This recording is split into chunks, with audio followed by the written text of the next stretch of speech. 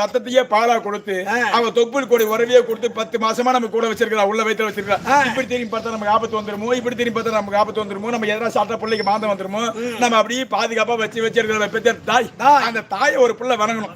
அதுதான் கல்லில் செதுக்கி வைத்த உருவம். மாரியாத்தாவோ, காளியாத்தாவோ, அங்காளம்மனோ, செல்லியம்மனோ, வில்லியம்மனோ, பூஜோலியோ, இதெல்லாம் கல்லால செதுக்கி வச்ச உருவம். நம்ம போய் தினந்தோறும் கோயில ஊந்துனியம்மா, மாரியாத்தா என் குடும்பத்தை வச்சுக்க, எம்மா செல்லியாத்தா என் குடும்பத்தை வையா, அங்காளம்மா என் குடும்பத்தை வையாங்க. ஆனா என்ன, அதான் கல்லில் செதுக்கி வைத்த உருவம். அந்த கல்லில் செதுக்கி வைத்த உருவத்தை வணங்குவதை விட கருவற சுமக்கலாபர் ஒரு தாய், அவன் நினைச்சிருந்தா அப்பயே உனக்கு கழிச்சு போட்டு போயிடலாம். முடியுமா? முடியாதா? முடியும். கருவற சுமக்கலாம் ஒரு தாய், அந்த தாயை எந்த ஒரு பிள்ளையம்மா நீயும் அப்பாவும் இல்லைன்னா நான் இந்த உலகத்துல நான் கிடையாது.